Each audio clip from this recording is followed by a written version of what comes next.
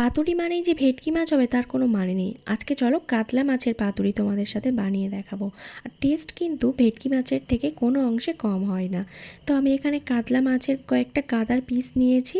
আর তারপরে এই যে পেস্টটা নিয়েছি, এই পেস্টের মধ্যে ছিল কাজু, পোস্ত, সর্ষে, আর ছিল কাঁচা লঙ্কা, ধনেপাতা, পুদিনা পাতা, ব্যাস। তারপরে আর কি রেগুলার মশলা, লবণ, হলুদ, ধনে গুঁড়ো, জিরে গুঁড়ো আর লাল লঙ্কার গুঁড়ো, আর সামান্য একটু সর্ষের তেল দিয়ে ভালো করে আমি মশলাটার সাথে মাছগুলোকে মাখিয়ে নেব।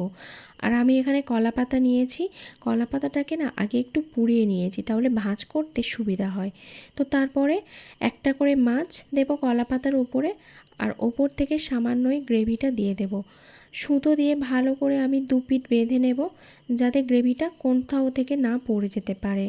তারপর নিচে একটা জল গরম করে দিয়ে ওপরে স্টেনারের ওপরে আমি এই পাতুরিগুলো একটা একটা করে দিয়ে আধ ঘন্টা মতো ভাপিয়ে নেব। বেশি সময় কিন্তু লাগবে না।